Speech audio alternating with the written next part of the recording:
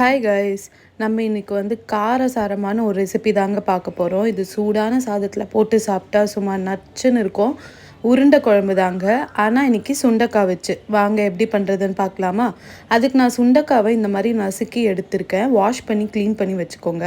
கடாயில் கொஞ்சமாக எண்ணெய் ஊற்றிட்டு சோம்பு, வெங்காயம், தேங்காய், காஞ்ச மிளகா, கொஞ்சம் பூண்டு, நம்ம வாஷ் பண்ணி வச்சுருக்க சுண்டைக்காய், அதுக்கப்புறம் கடலைப்பருப்புங்க, ஊற வச்ச கடலைப்பருப்பு போட்டு வறுத்து அதை கொரப்பாக அரைச்சி எடுத்து வச்சுக்கோங்க.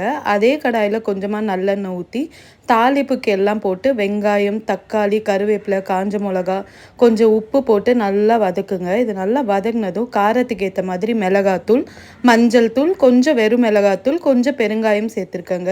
கொஞ்சம் தண்ணி சேர்த்து இந்த மசாலா ஸ்மெல்லாம் போனதும் ஒரு சின்ன லெமன் சைஸ் அளவுக்கு புளியும் கரைச்சி இதில் சேர்த்துருக்கேன். இது நல்லா கொதிக்கும் போது நம்ம உருண்டையை பிடிச்சிடலாம். இந்த மாதிரி கொரப்பாக அரைச்ச அந்த பேஸ்ட்டை உருண்டை மாதிரி பிடிச்சி இதில் போட்டுருங்க. இது தனியாக பாயில் பண்ணணும்னு அவசியம் இல்லை. இதில் போட்டுட்டு கொஞ்சமாக தேங்காய் பாலும் சேர்த்து ஒரு 5 நிமிஷம் கொதிக்க வச்சிங்கன்னா நம்ம உருண்டை குழம்பு ரெடிங்க. அப்புறம் என்ன, இதே மாதிரி செஞ்சுட்டு எப்படி இருந்ததுன்னு சொல்லுங்கள்.